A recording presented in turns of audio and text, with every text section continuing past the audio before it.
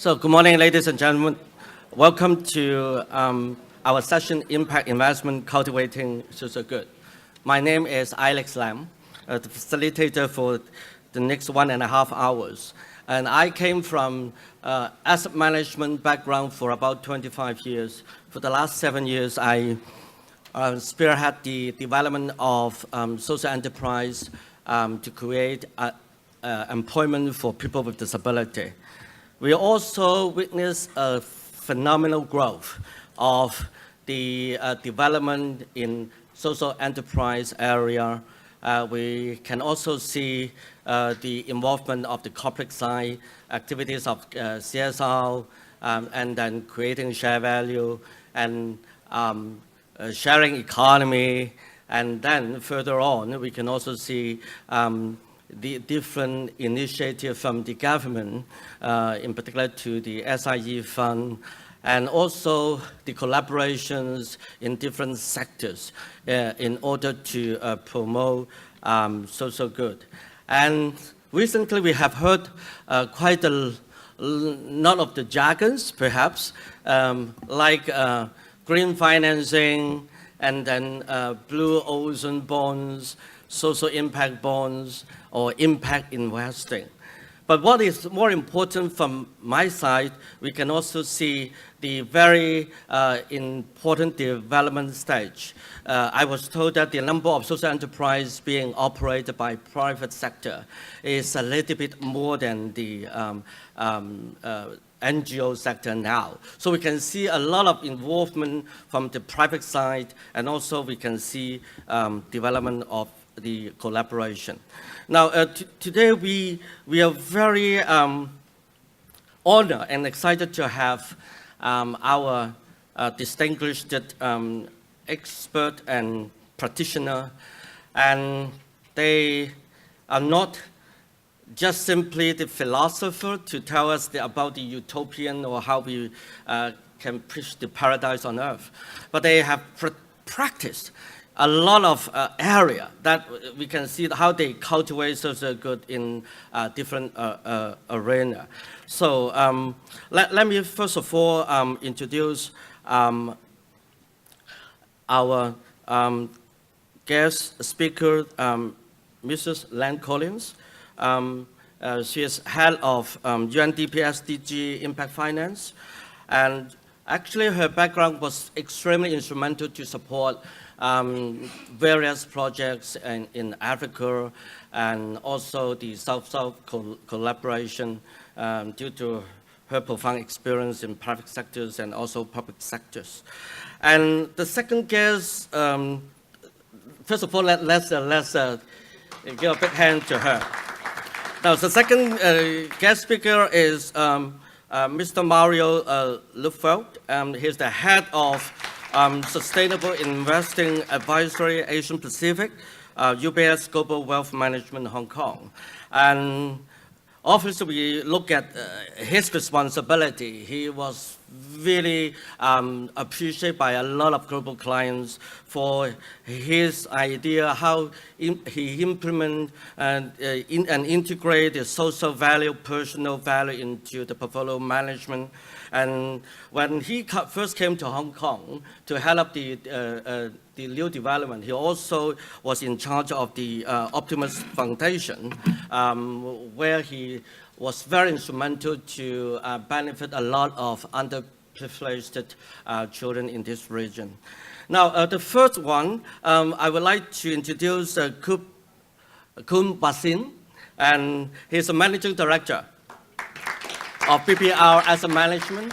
He's also the director of the Bangkok Transit Railway, and perhaps you should also give some kind of exchange advice or opinion to our Hong Kong mass transit railway system as well. And he also the board member of the ESGC, and probably he will also introduce a little bit later how he incorporates the social value into the portfolio management. Now, before I invite them to introduce their insight, I would like to start the stage today.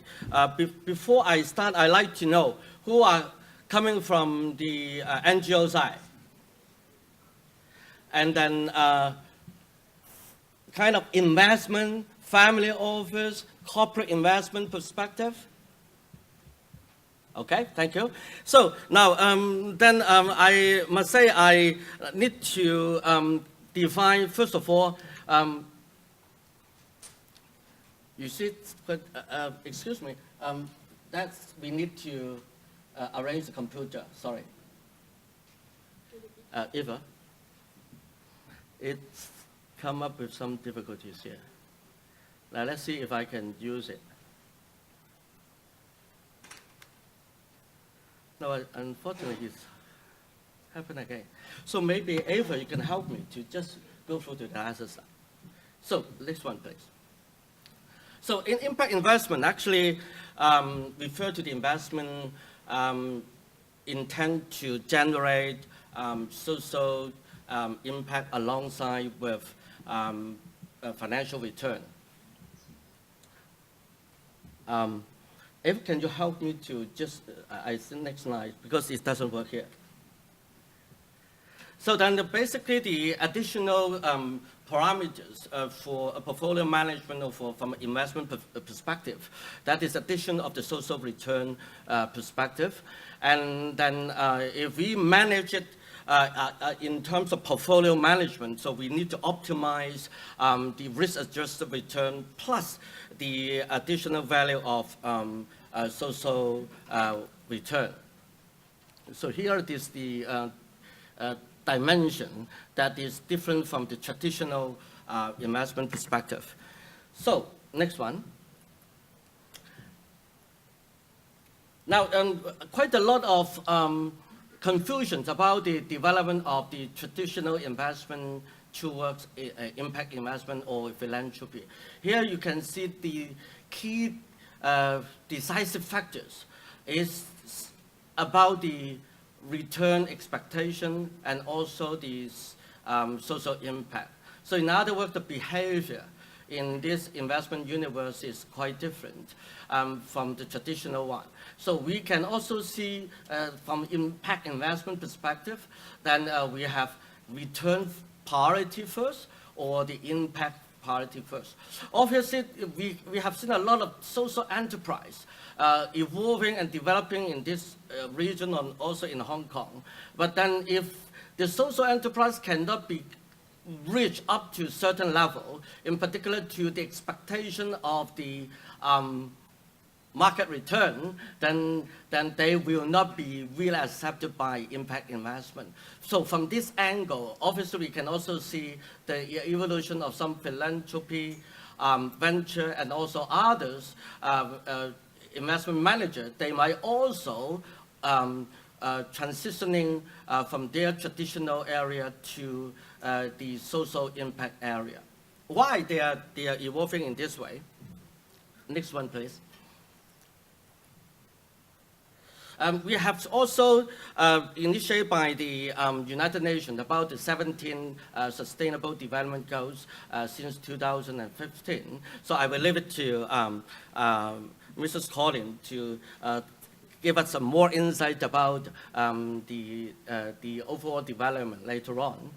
And these also drive us in particular to the direction, how we can cultivate social good. Next. So, and if we look at the background here, then we can see the growing number of the practitioners in terms of asset management, corporate investment. They are following the principle for responsible investment for the last 10 years. Right now, it's about fund managers or corporate investors, they representing over 70 trillion AUM, agreeing all this kind of responsible investment principle. So if you look at the particular development of impact investment, click please.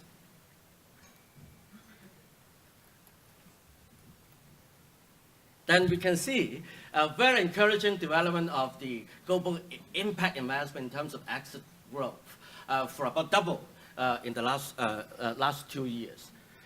So now how about in Asia? Then this latest report highlight the portfolio of the impact investment in this region. If you look at the, first of all, the popular investment sector is now being the financial sectors, perhaps it's all inclusive financing or microfinancing. And you can also see the importance of agriculture, education.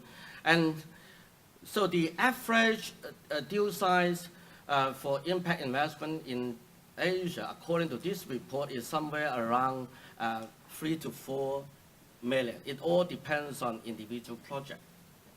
So now, obviously, we like to line up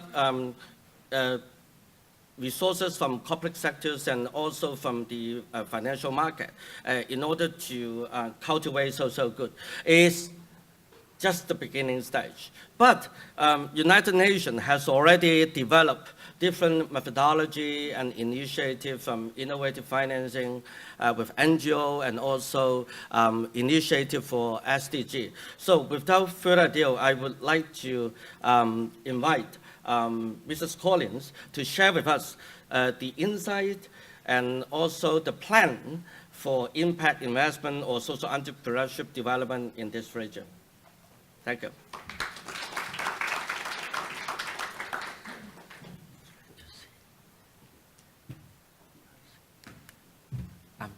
I'm sorry, we can still not use it. Can you help? Yeah.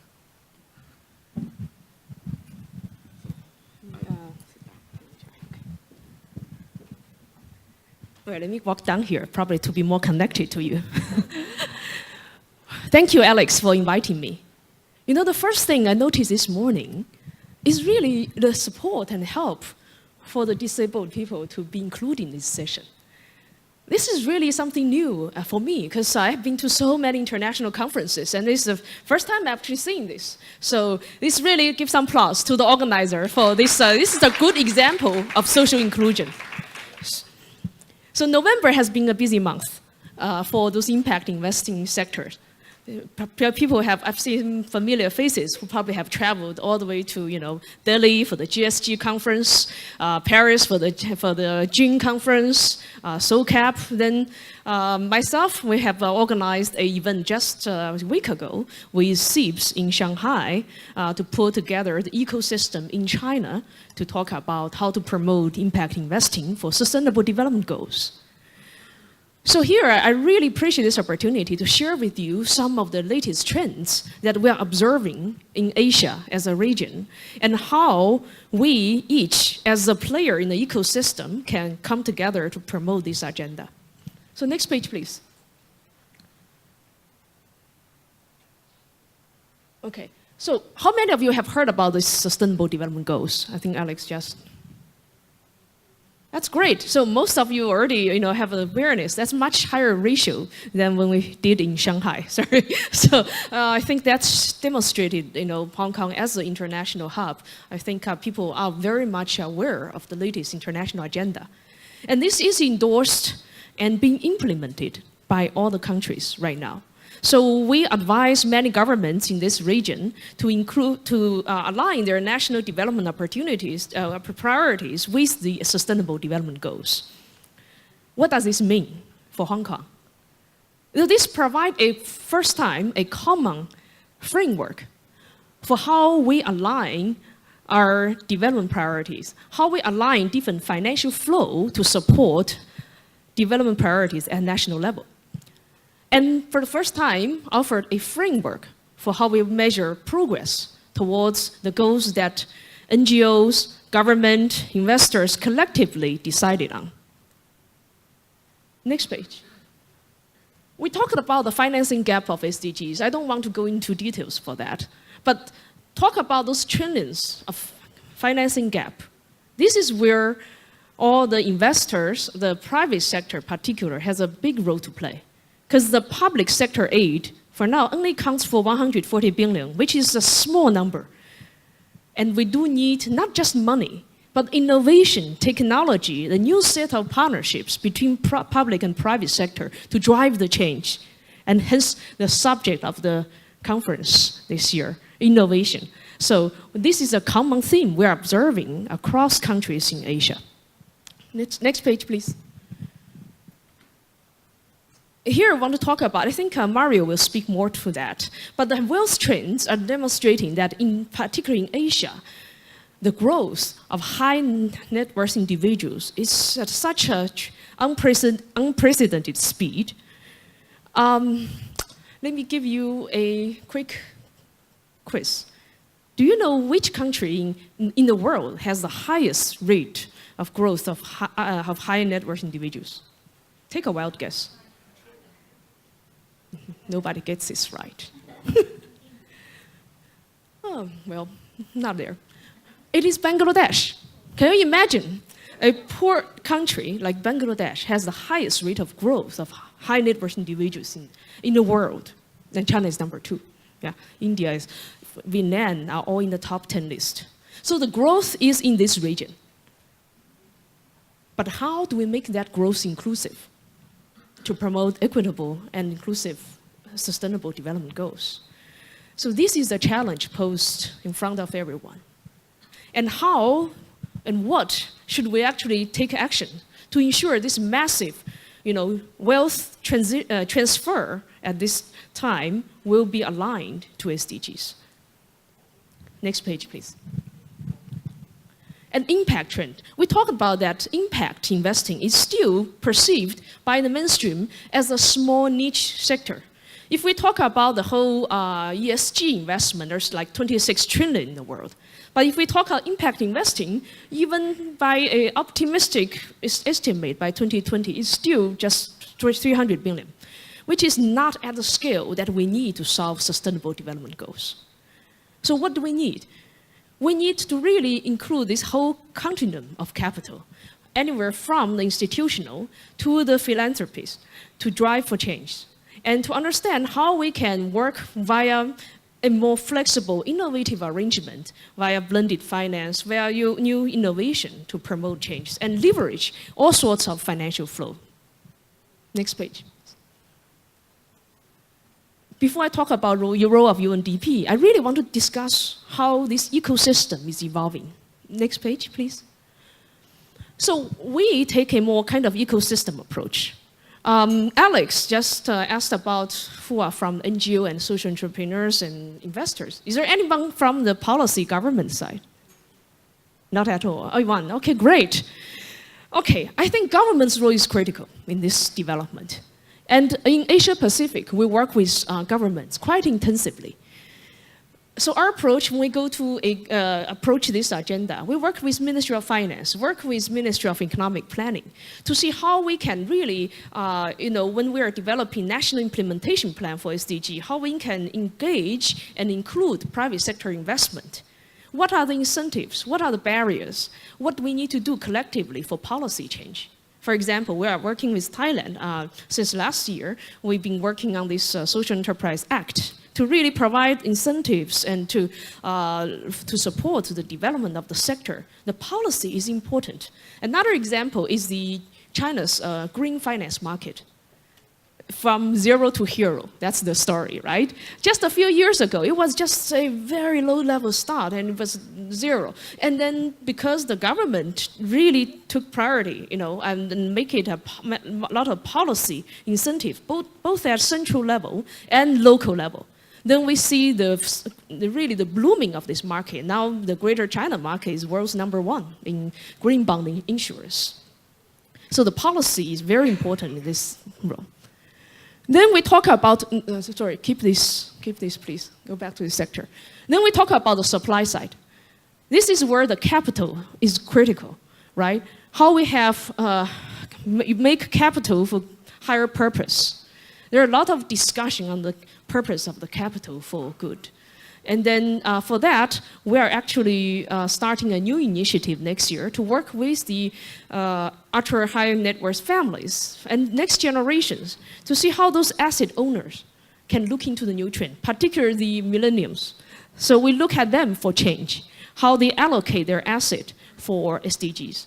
Good example from this city, I think the family office of Annie is there. So they are doing this total portfolio approach. These are the things we need to promote to the larger world of families, so that when they allocate assets, they can look holistically at their impact for the society and their heritage.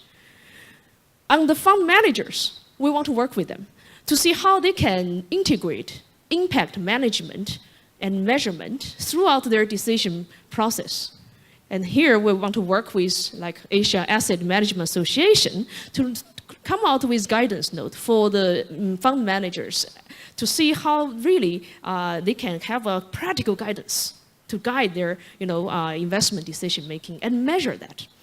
Because one of the key issues in impact investing is about the concern on the greenwashing, the SDG washing, right? Everybody can claim we're an SDG investment, just say because we invest in renewable energy. But how you are measuring impact and reporting that is critical. So globally, we are working with leading universities, working with large financial institutions like IFC and others to look into the standard setting, IMP. So all these active players are working on the standard setting. So next year, we will announce more initiatives on how we can come out with a more coherent impact management measurement at global level. Of course, there's a long-term work. Eventually, the goal is to make impact measurement and management a practice that everybody can pick up. On the demand side, this is where I think the social entrepreneurs and the larger entrepreneurs community have a huge role to play. A common pain point we keep hearing throughout the conferences is that there's no investment-ready pipeline, and social enterprise are too small scale. How do we resolve those issues? We need entrepreneurs like you who are sitting here to really grow this business model to affect change at community level. And here, the role of incubators, accelerators is important. Because as entrepreneurs, you are alone, you need help. And you need this type of support in addition to capital. Capital is important, but it's not everything. So I was just at the World Economic Forum, where we hold our annual meeting with Mrs. Klaus Schwab and Hilde Schwab. They have a World Economic Forum social entrepreneurship program. Each year they select entrepreneurs from all over the world to mingle them with the mainstream CEOs, ministers. And they told me the last 10 years they haven't selected anyone from China. I said, why? They said, they don't know where to find those, social enterprise at scale with new technology affecting market. I said, that's because you don't know the networks here. So this year, I'm going to work with them to get more of these Asian-based entrepreneurs to feature them in the mainstream market, like World Economic Forum. And I think this type of support is critical. And then we're establishing this Asian network for incubator and accelerators. We have another program on youth entrepreneurship that is targeting specifically to help young entrepreneurs grow in the region. So this type of demand-based and then the entrepreneurship focused lens is important to really understand their needs. Because some of them even told us, we don't want investment from impact investor. Why? Because impact investor are too niche. We don't have the market expertise we need, the network we need.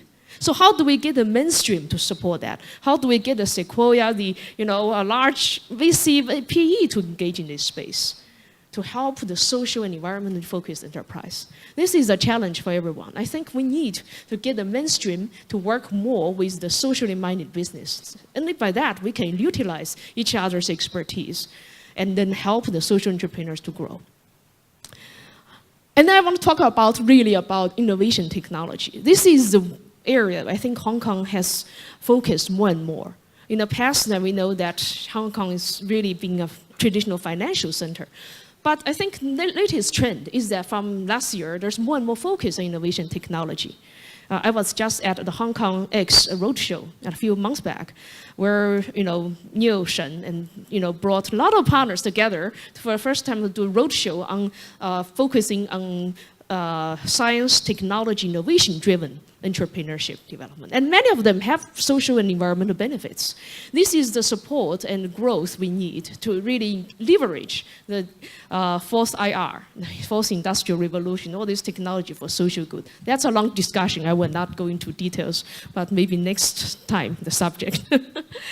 Okay, I have the last 2 minutes. I want to just go through a very quickly, next page, please, on what we can do with you.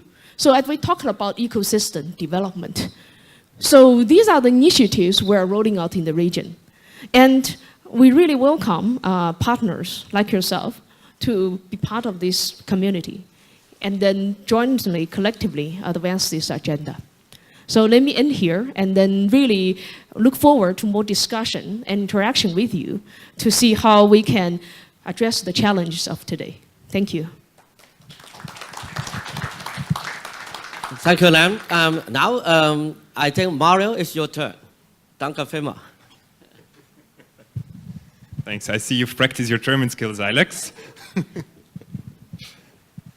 So, am I too tall when I'm up there? So, good, still morning. Thanks a lot for joining. I'm working for UBS, and UBS is the largest wealth manager in Asia and in the world. So, as a financial services company, as a major financial services company, having access to a lot of private wealth all around the globe, here in the region as well, we have a special responsibility to society, because we also have the power to change the way where private wealth is directed to, how it is invested, how private investors think about their wealth and their investments. In this context, we have a couple of years ago embarked on a journey to really help mainstream the topic of sustainable investing. And when I talk about sustainable investing, I talk about both angles of investing into companies that address more issues than they create issues in the listed companies. We've seen, if you've attended the previous session, great examples of HKBN and New World and what they are doing in that space. So we're talking about listed companies, stocks and bonds. But we are also talking about allocating private capital into private markets, into private companies, which is then more what we would use the term impact investing for. So when we, I think there's still no clicker, yep. So let me give you some background. And who remembers, maybe quickly, who remembers what you did on the 1st of August of this year? It was the Swiss National Day. That's important for me, but not important for you. Much more important is it was the Earth Overshoot Day, meaning it was the day when we've used up all the natural resources the planet can reproduce organically in a year. So since the 1st of January, we live basically in ecological depth. So everything that we use, the planet cannot reproduce for next year. Now, this creates two questions. One is, what does it actually mean for the resources that we have? Secondly, what are the consequences in the long term? And basically, studies say, to address this issue, we either, over the next 20 years, have to reduce our standard of living by at least a third, which probably nobody of us wants to do, or to really allocate wealth, invest into companies, technologies that innovate, that come up with new solutions, much more resource efficient, energy efficient, effective solutions. That means innovation and productivity we need to invest in. So that's the only way how we can address some of these issues and reduce our resource consumption. If we can go to the next page. To give you the background, you might be familiar with all of this, but a study shown that we are expecting the world's population to grow between 2015 to 2030 from about 7.5, 7.6 billion people to 8.3 billion people. That's a growth of only about 10%. Now, with growing middle class, with urbanization, we're getting older, and so on, we need a lot more resources. So this 10% in addition additional population means also we're going to need about 1/3 more food compared to 2015, 40% more water, and 50% more energy. You will see immediately the challenges that this poses to the economy, to the planet as well. So if you go to the next page, obviously you've seen that slide, so it's the third time now within half an hour. This is the global community's roadmap to address the key issues that we have on the planet. And Nan has mentioned the investment gap that we have today, which is about $2.5 trillion per year to address all of these issues. Now, public sector cannot address these issues, cannot solve these issues. There is not enough money around to do that. The NGO sector, philanthropy, is an important catalyst, but cannot solve the issues either. If you look at the world's largest foundation, the Bill and Melinda Gates Foundations, capital of about $40 billion. This is only about 2.5% of what we need annually to address these issues. So there is no way philanthropy can address these issues by themselves. So the only way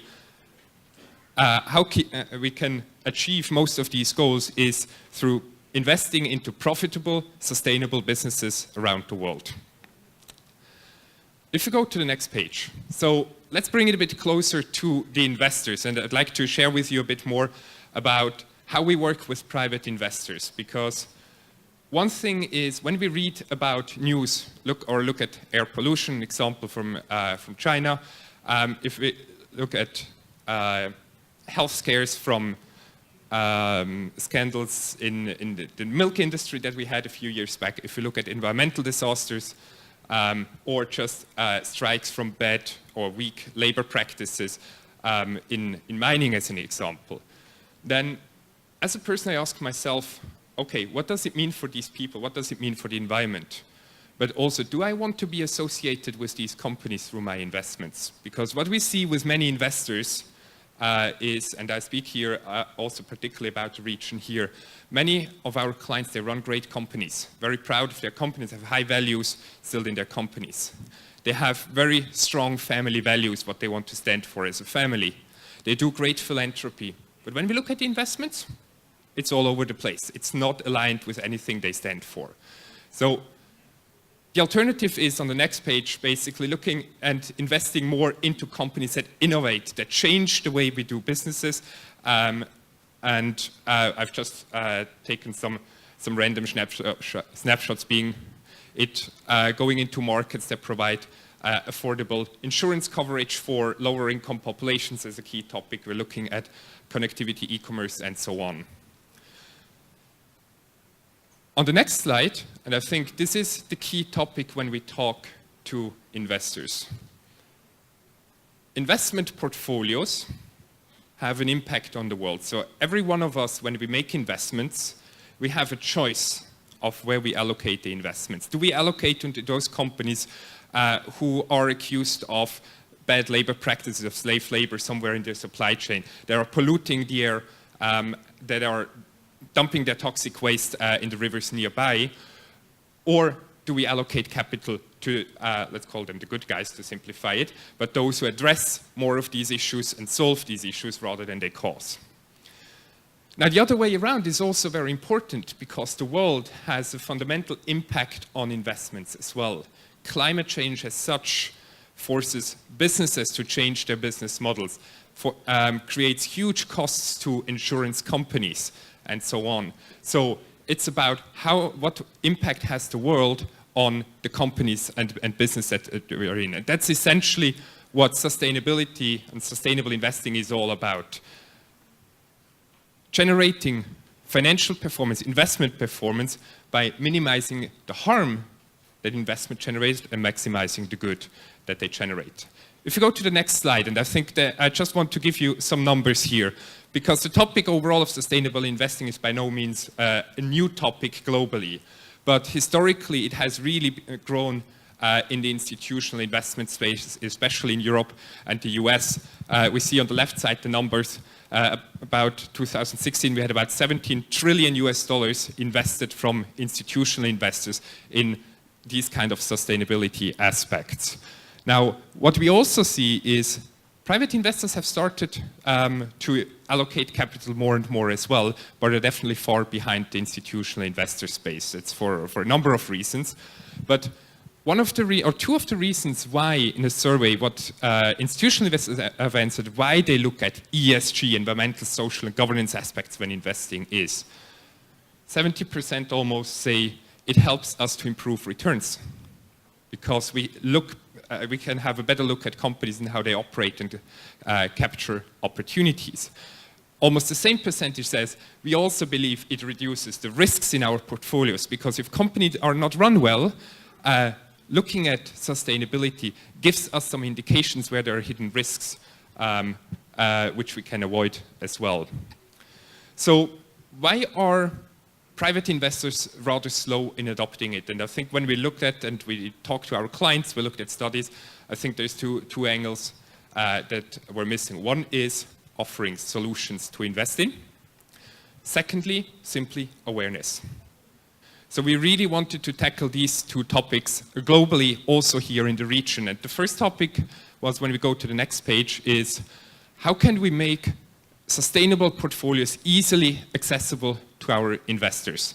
So we have invested about 1.5 years into research, into looking what is out there in the market, what strategies to invest in liquid portfolios, stock and bonds, are out there that allows investors to really capture sustainability across fixed income and bonds. And we've come up with a unique portfolio which looks really at sustainability all around. We're integrating green bonds.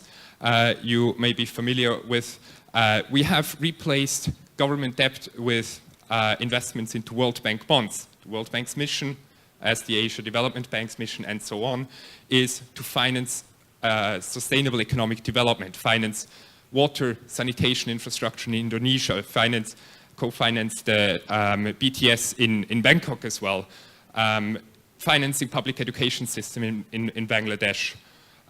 So we're directing more capital into these bonds.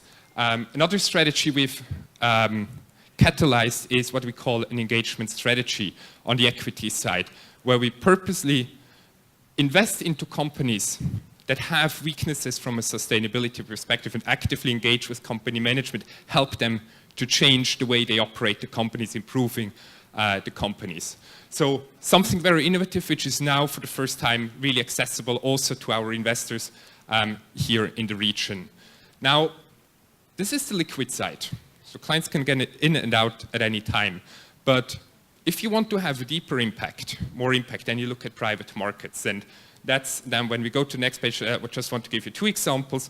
So typically there we partner with strong partners, asset managers, private equity firms that focus on impact investments.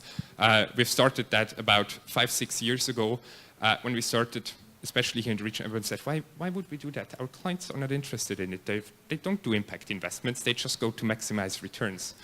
But we have proven them wrong significantly, because whatever we raise since then around the globe in terms of impact investing solutions, half of the global investments come from our Asian client base.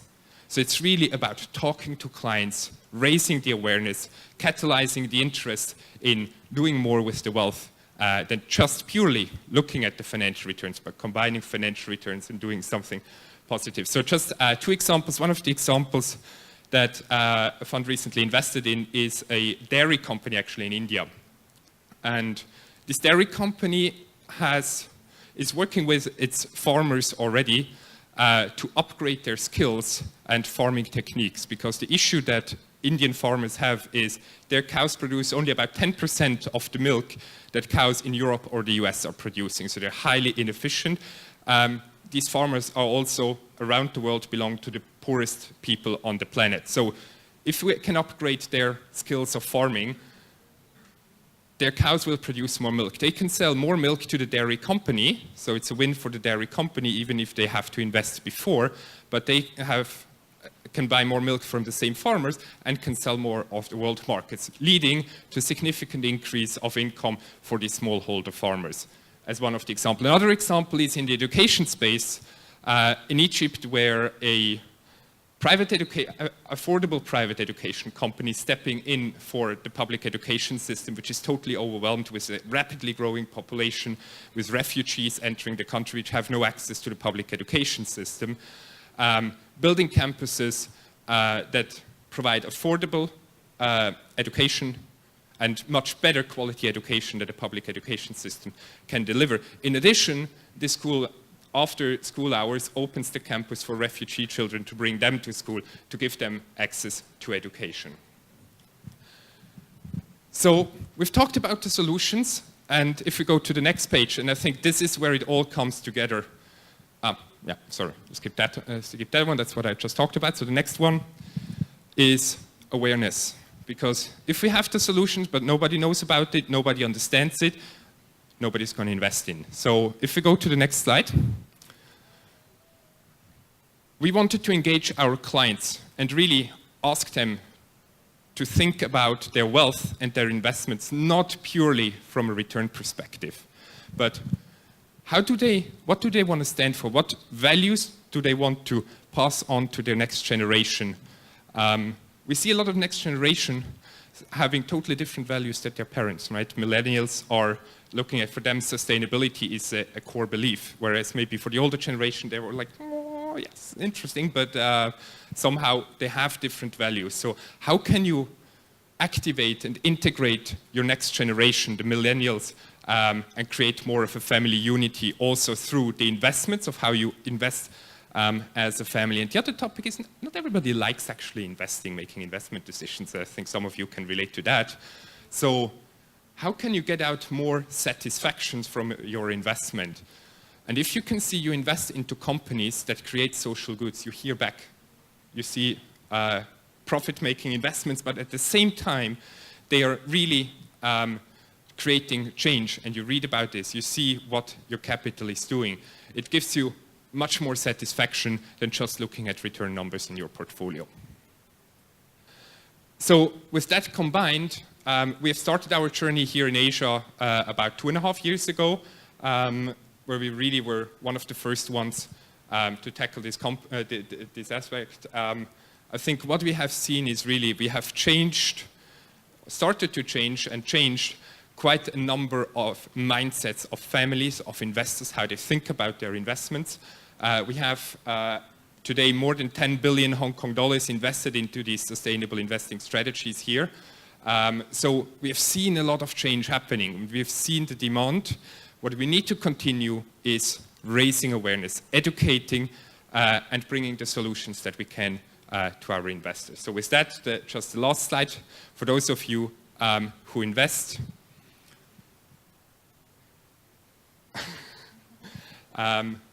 it's all up to you what you want to achieve with your wealth.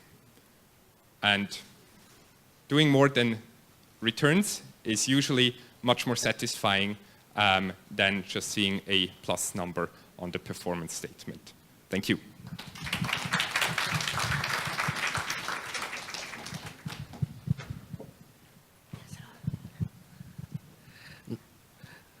Now, Wasin, it's your turn. ขอบคุณครับ ขอบคุณครับ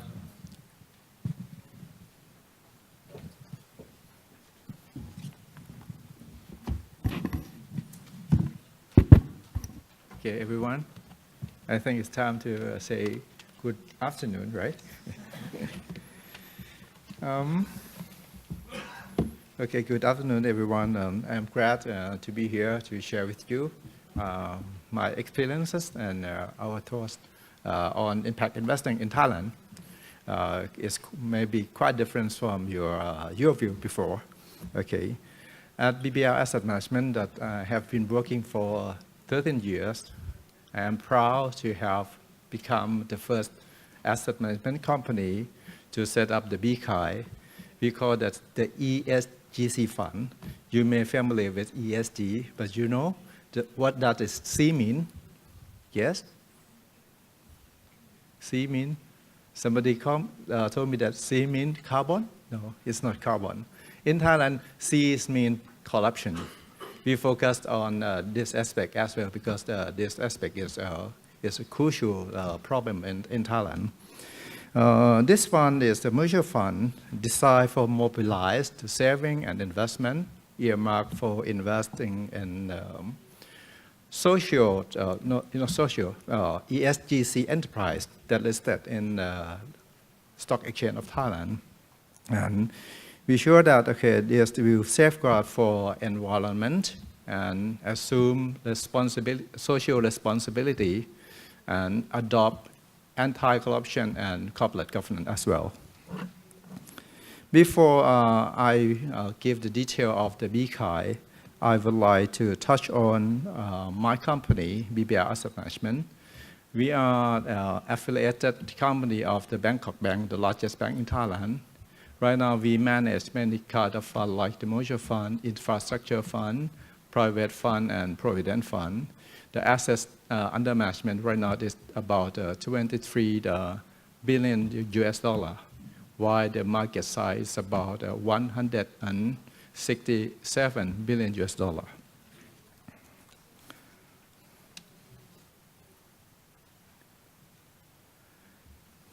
I will start with to share with you about what we have seen so far to show you some interesting number of Thai land economy and our thoughts which have been driven us to do something for our society. And second, how was BKI set up? You will know the foundation ideas and concept of setting up this fund.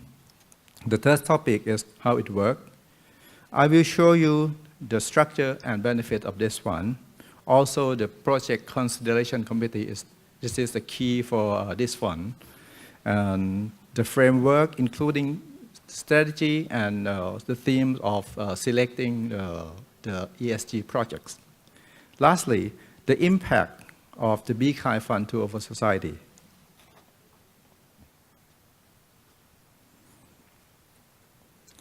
Since 1997, the year of the Asian financial crisis, until 2017, Thai GDP per capita, and also government budget have increased by 3 times on the back of the strong and well-diversified Thai economy. At the same time, the market capitalization of the Stock Exchange of Thailand have soared by 15 times. The SET index soaring by more than 400% during 20 years period. With the low interest rate environment, saving has become converted to the investment in mutual fund because the investor search for higher yield. This fuels the growth of asset management as a whole. The asset management increased by 29 times. Next.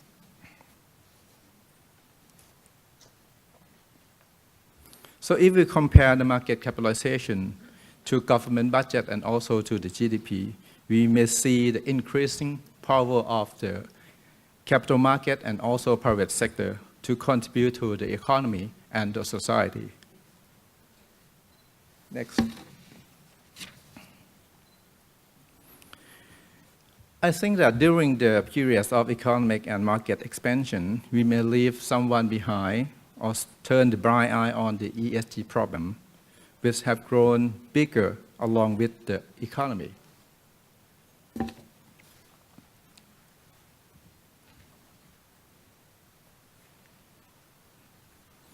The government, there are many problems that government have to solve. I think the government is too small to handle the ESGC problem alone. We are in the private sector have to do something for that.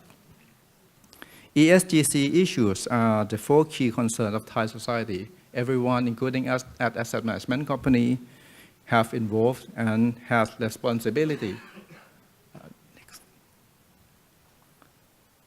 Next. Okay.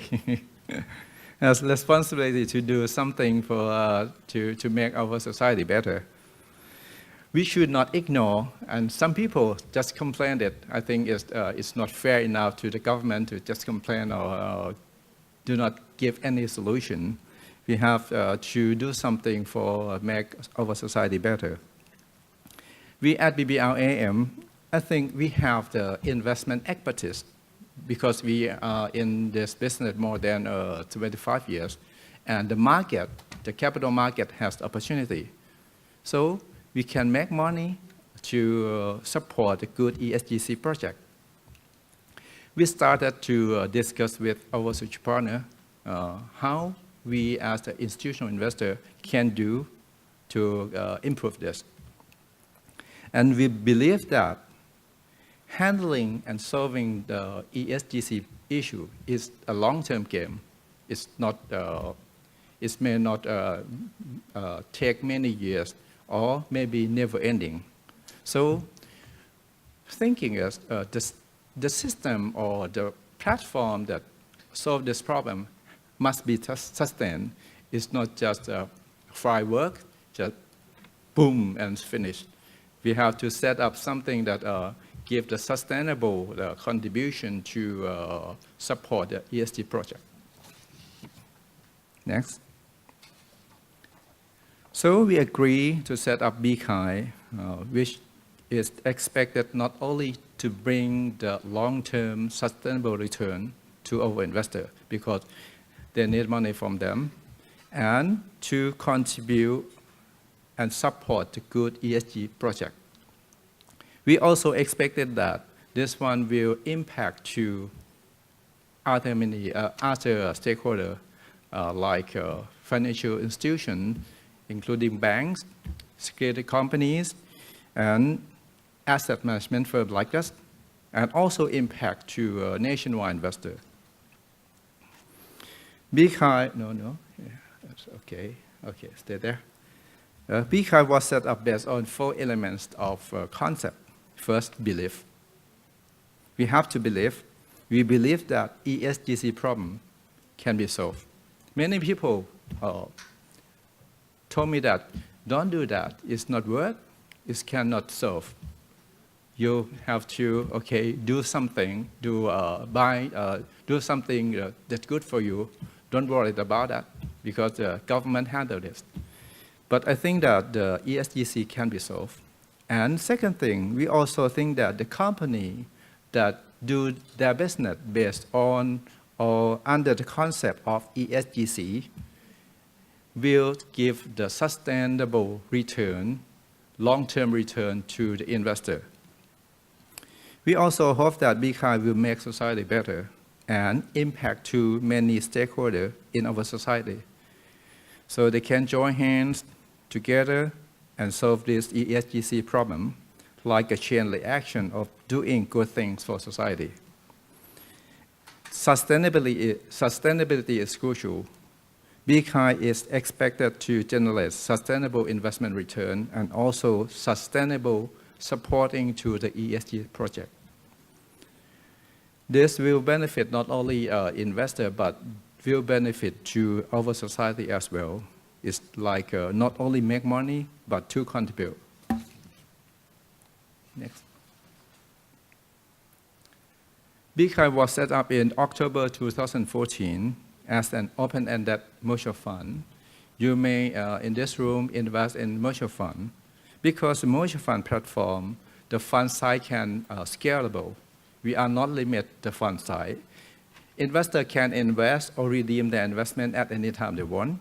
Sure, because it's any working day, if you like to invest in mutual fund, you can do that, or you like to redeem it, you can do it any time.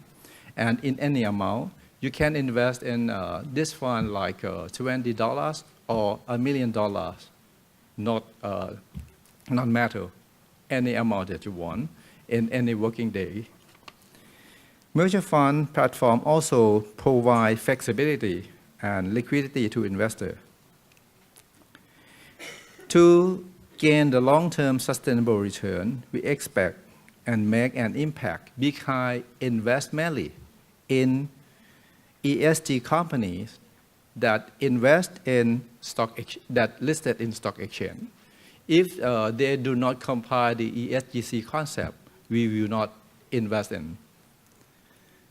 The beauty of BKI is that BBL Asset Management hands out 40% of our management fee, or around 0.8% of fund size to support the ESGC project. There are two parts in managing BKI. First, investment. Second is contribution. From the investment part, we do not worry about that because we have expertise on that. But for the contribution part, it's very nervous for us because we do not have any experience at the beginning. So we need support from our social partner to select or to source which project is feasible, practical, or worth being selected. So a project consideration committee was set up. The committee members comprise of 5 executives from BPR Asset Management and 4 independent directors from social partner, Kontai Chaidi, Ashoka Thailand, and Chain Fusion, and also the Thai Social Enterprise Promotion Board.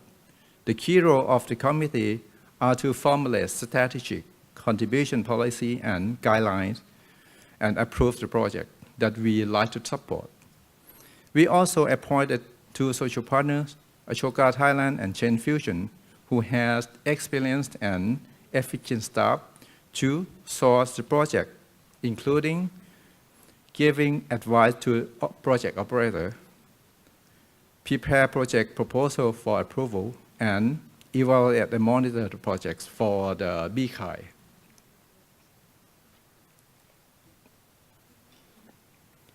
Under the ESGC guideline, we also have the strategy and theme to classify and allocate our resource. The money is limited to selected project. Now we have 3 strategies: quick win, leverage, and platform, to focus on different angles of proposed project. First, quick win.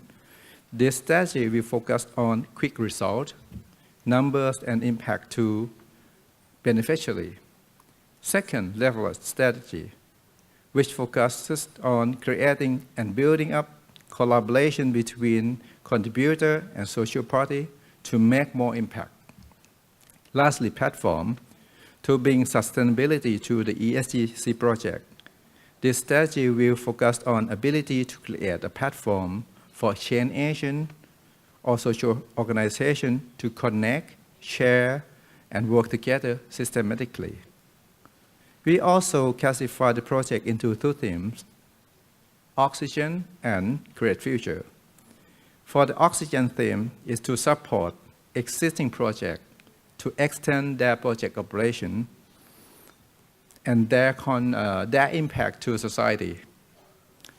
If we do not give any support, the project may get stuck or terminated. Create Future theme is to support existing new projects to create the future and impact to society. We just have just 1 minute? Wow. Okay, next. For the past 4 years, BKI gave the money in tune of $1 million to 42 projects, which related to 5 million people around the country. This amount is not much, it's not huge, but it's not small either. It represents our support and our effort from the institutional investor side. Next. Next. Okay. BKI also impact to listed company. Right now, there are many listed companies that got a 4-5-star rating, CG scoring, and they are the member of CAC, Collective Action Coalition Against Corruption. And for the security firms, they put the CG scoring and CAC mark of listed company into their research paper. Moreover, the BKI led to 11 asset management company to join hands to set up a Thai CG fund last year. This one will invest in the company that have at least 4-star CG rating and be the member of the CAC and contribute 40% of its management fee to the project, especially for anti-corruption project. Lastly, we are continue to encourage investors to support or subscribing this fund because they can earn their investment return and also contribute to the social. Because we know that the problem are overwhelming, we cannot handle this alone. Together, we can make more impact and sustainable. Thank you.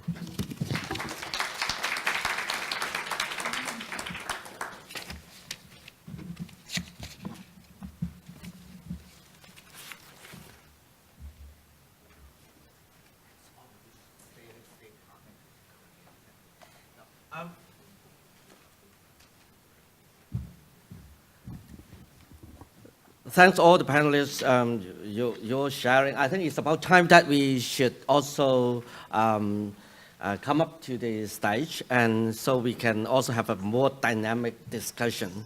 And not that we are too greedy, but we heard that if the cow here, that we have to milk them before they go away. So we want to have as much as possible from all our distinguished panelists here.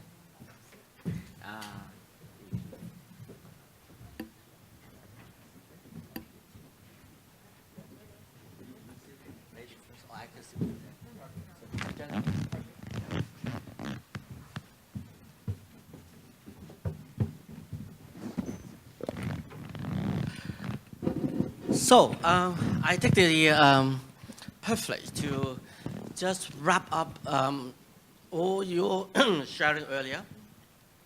Now you share with us about the global initiative and the relationship with the government, in particular to perhaps public-private partnership and also the ecosystem in different areas. And then Mario, you also share with us about the importance of the passions of the global financial institutions, how you can share with your kind of clients or investors so that they can be a bit more educated for this kind of doing well and doing good. And now I can also see, Kun Wasin, you are the pioneer to move the first step. That is not related to your investment portfolio. You make use of the money that you earned and then share it to the society, and how you can also really inspire, some other practitioners to do that. Obviously, this is not just a kind of very nice story, 1 day or 2 days that can be achieved. So would three of you just share with us some sort of challenges and also the success story that you have experienced? And for Nan, in particular, to perhaps my perspective is to perhaps the reaction from the less developed country or the more developed country that you have encountered in order to achieve, these all initiative of SDG or the partnership. So can you start first? Thank you, Alex. I'll talk about two main issues. One is that as we are promoting impact investing, sustainable investing in Asia, we go into each country, and then we realize that many of these countries don't even have developed capital markets. And we're now asking them to promote impact investing, right? So the basic infrastructure is not there yet. For example, in countries like many countries in ASEAN, I was just at the Singapore FinTech Festival where we had a deep dive into ASEAN market, and the VCPE folks are there talking about this. They said, most of the funds are managed from Singapore, so they invest from Singapore into these countries, but the in-country infrastructure is not there. I mean, we don't really have active, even mainstream VCPE funds in this market. So now we want them to invest into impact-related projects. So that is even more challenging.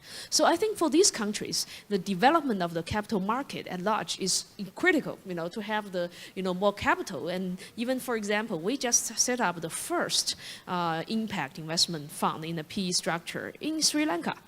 This is a country where there are only like 2 PE funds in total. And then the whole transaction, the whole investment deals are totally lacking. So I think that is a larger challenge we're facing is the capital market development in ASEAN countries.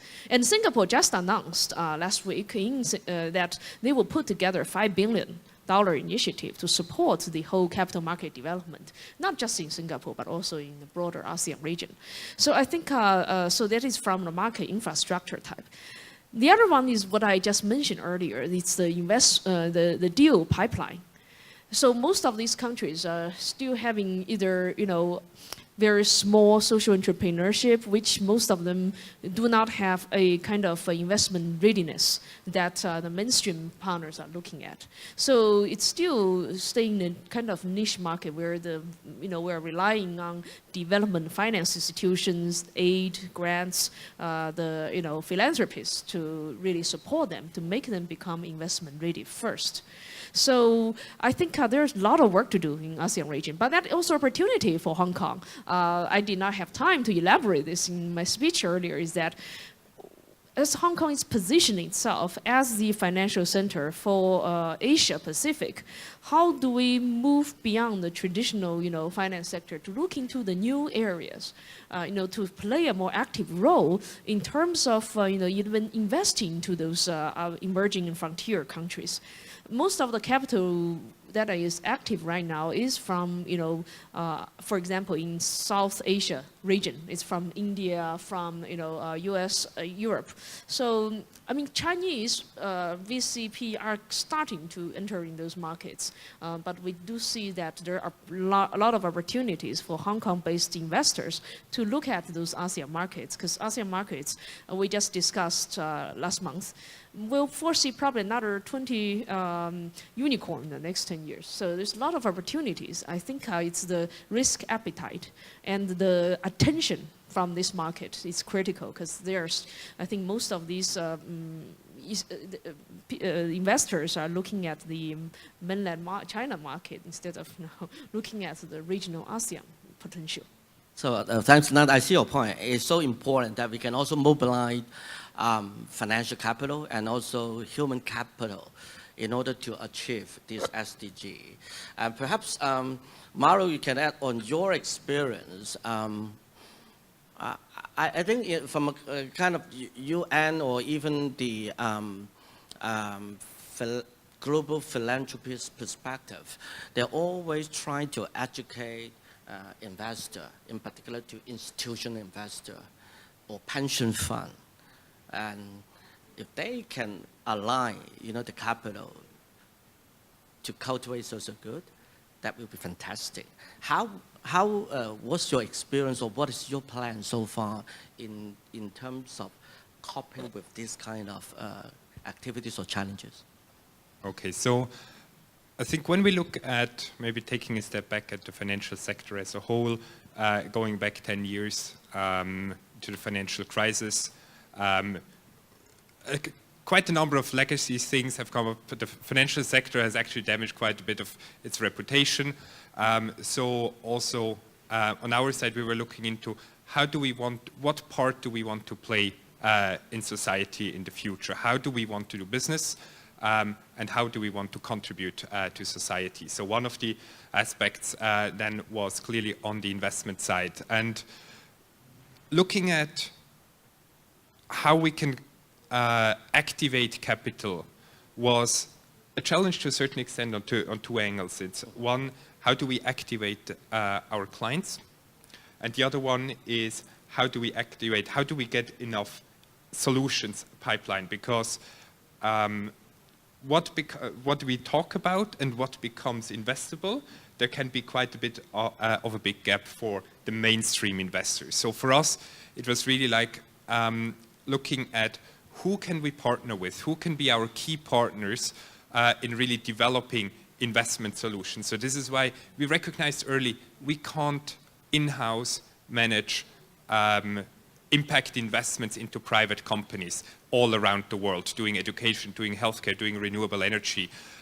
We don't have the capabilities for that and the local know-how that we need. So very early stage, we started looking at who can we partner with, who can we work with to bring exciting education solutions to our clients, exciting emerging market healthcare opportunities, and so on. Now, this took quite a while, and when we brought them to our clients, I've touched on it very briefly before, but about 3 years ago was the first, was 3 years? Yes, 3 years ago, we had our first really large-scale impact private equity fund that we've launched for our clients exclusively, and it was around oncology.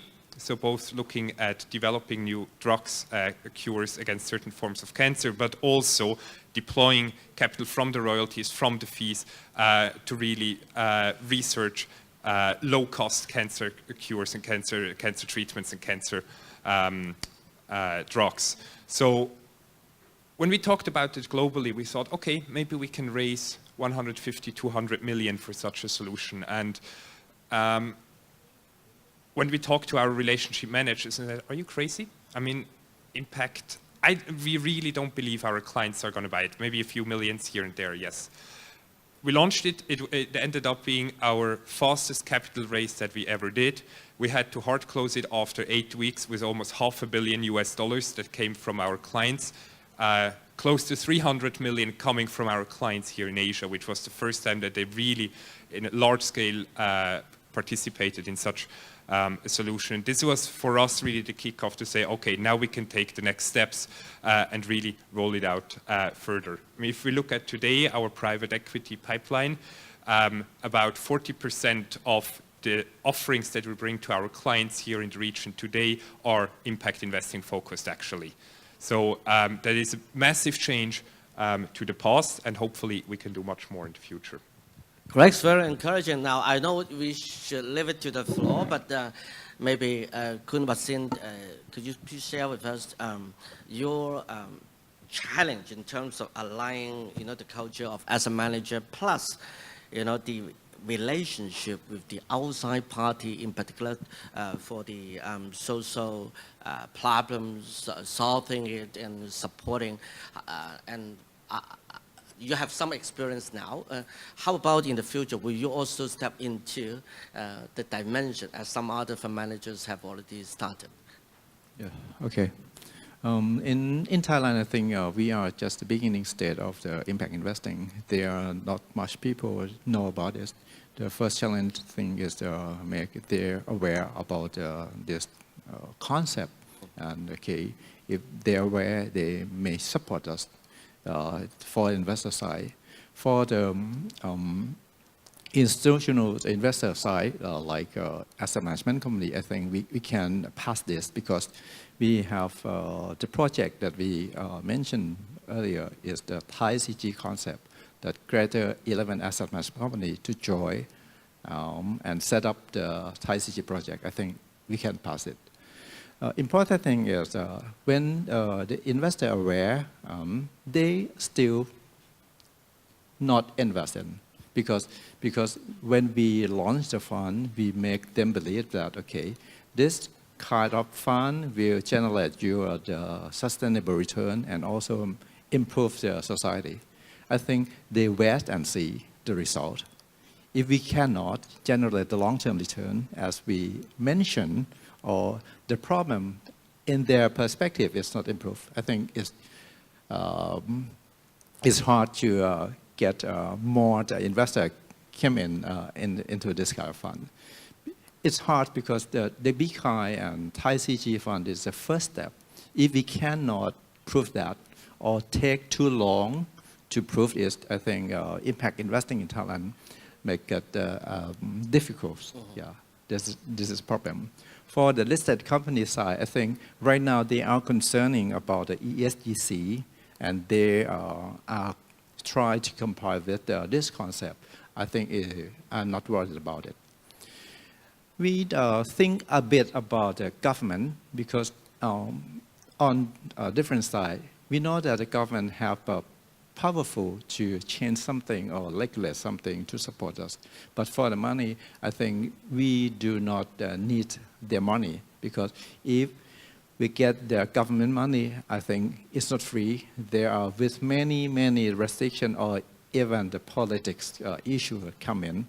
So I think the government is maybe the key role in impact investing in the future, but right now it's not. Okay, thank you. Now, I think for the sake of time, I need to open up to the floor. If you have any question, please raise up your hand. I think the first one, I have to allow the lady first then.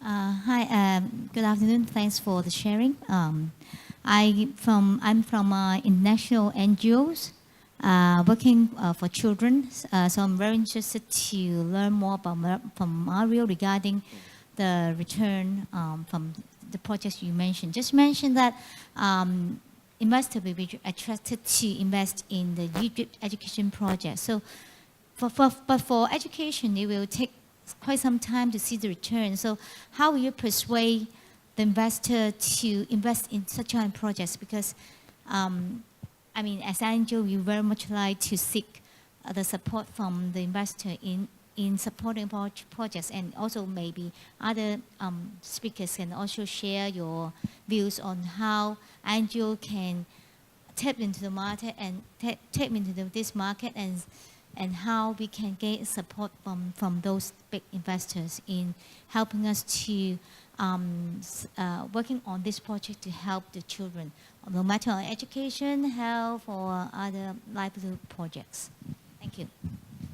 Okay, so when we talk about education, I think there is two aspects we need to separate. So one is education into affordable private education models, into education technology, which is booming a lot also in countries like Indonesia and so on, where you look at how we can make education much more scalable and cheaper over time through technology, which are very much investable business models. So when we talk about the investment side, we focus more on these concepts of education technology specifically, or the concept of affordable private education to come in. Now, there is another angle, a very important angle, which is education in areas where it's not commercially viable, for example, or where you have a lack of teachers that are around there, so where you need to really build the basis of the education system. And I do not want to preempt too much, but stay for the next session, because my colleague who's running our philanthropy advisory here in the region will be speaking more about our engagement and how we innovate through social finance, and also on the strategic philanthropy side on child education, not only education, but education being a key part on it. So when I talk about portfolio investments with clients, we look more at what are business models, profitable business models, sustainable business models, but it's a very important part in education, which is not at this stage, which cannot, is not investable, let's say, with market return component at this stage, where social finance and philanthropy needs to come in. So we cover all the aspects. On my side, a bit more the investment side, but I let my colleague Xiao Rong afterwards speak a bit more about education on the kind of non-commercial side. Thanks. Next one. Okay, this gentleman.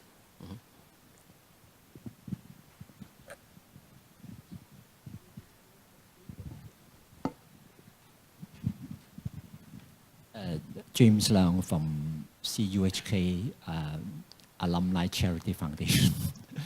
Okay, I have been working in the welfare sector for over 30 years, more familiar with NGO, that sector. A question on the so-called strategy of impact investment.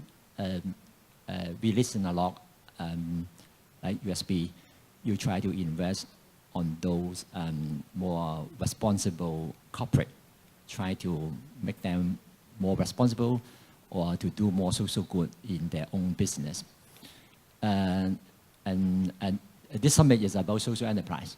So we also encourage those investors to invest to those social enterprise to do social good for the society.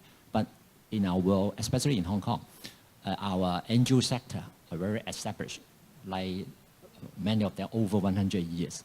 They have a strong capacity to help resolve the social problem.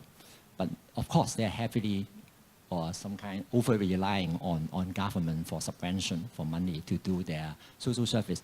But my question is that apart from investing, I appreciate very much for investor to invest on the corporate to try to change them, their mindset, their awareness to do social good for our society, and also to support those good social enterprise to contribute to society. But how about the so-called conventional third sector? Many well-established, like international NGO or established NGO in many countries. How about what will be your strategy?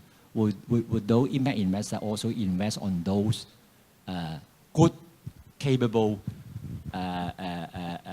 conventional NGO to do more, rather relying on solely on the government money to do their services? So it's a very important point that you raise, and I think twofold. So one is with what I've shared is what we try to do is really to achieve scale and really help making the investor mindset of focusing more on sustainability and impact mainstream. Now, when I talk about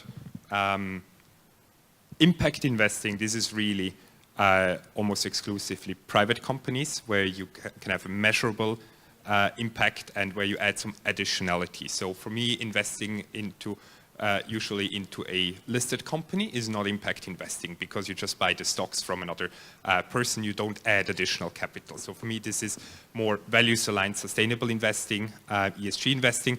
Impact investing is really more where you directly add capital, inject capital into a company for it to grow and so on. So when we look at it in a portfolio context of how we can work with clients also with the regulatory frameworks that we have, we need to focus more on companies that are already a bit more developed. So social enterprises or hybrids between NGO and enterprises are difficult to tackle from a regulatory framework in portfolios. However, we have, and I again refer then to the second session, so we do a lot also in the social finance area, a lot of innovation there. Which is not through portfolio investments that we directly do, but really catalyzing the sector, the NGO sector and the social business sector with innovative models there. Through our UBS Optimus Foundation, which has a very strong presence here in Hong Kong as well. So I think stay for the next session and then these aspects will be answered. Let me add to this point. I think we're talking about the whole continuum of capital and business models because it's difficult for UBS, mainstream investors, whenever they are looking at a deal of 20 million to go down to that scale. But this is a need for more foundations, actually venture philanthropists to also engage in this space. I can give you another example. Probably many of you already know, like Narada Foundation. I mean, they are not only an NGO foundation, but they also kind of cultivate and support social enterprises. And then they are actually investing into a social enterprise fund. So now they just formed this $50 million RMB funds specialized in investing to social enterprise to just cultivate the market. So in the market we need a different type of capital, and then there's this is where when they don't have a mature business model, we need to really support this sector as well. So this is where foundations, grants, even from GFIs, different financial institutions, and aid can play a role in terms of the blended finance structure. Wasin, before I steal your credit, do you have any comment about it? Because I just want to mention your example is really from the commercial side, collaborate with NGO so that their kind of social innovation or their kind of idea can also be executed. Is it what you want to say as well? Yes, and from the investment part, actually, I don't know much about the social side. And there are many terminology, impact investing, social enterprise, or many, many years. But actually, I don't care what its meaning. But you do something that, okay, you generate a good thing for the society, I think it's okay. But the thing that you have to concern is how make it sustainable. It's okay. I don't care what it means that impact investing or it's not impact investing. And from my side, I think everyone, not only the high net worth individuals, can participate and can do the good thing for society. That's that I think. So there are many types, or there are many ways to do the good thing. Some people, okay, set up the social enterprise by itself. Some people, okay, donate only. Some people invest in specific project for specific purpose. I think I don't care.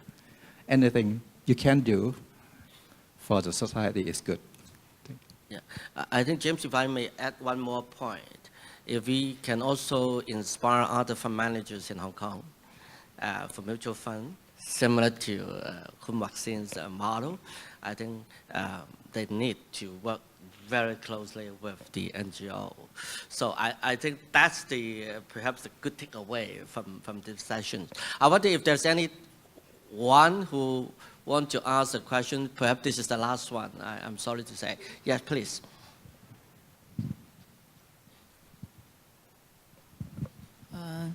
It's about Hong Kong or China, and this is also to Mario. They're trying to sell milk, from Holland, New Zealand. They sell milk to China, but we breastfeed our babies. So we want to do our female job. So leave the cows. And actually, we don't drink milk that much because we don't use tea or coffee. They are not really from our country. So we are losing in dairy business. Have you ever thought of investing in farmers? Because plant-based diet is the best diet and it's no suffering. Nobody suffer. Not the one who, the butchers, they suffer. They kill the cow, chicken, and they suffer together with the animals.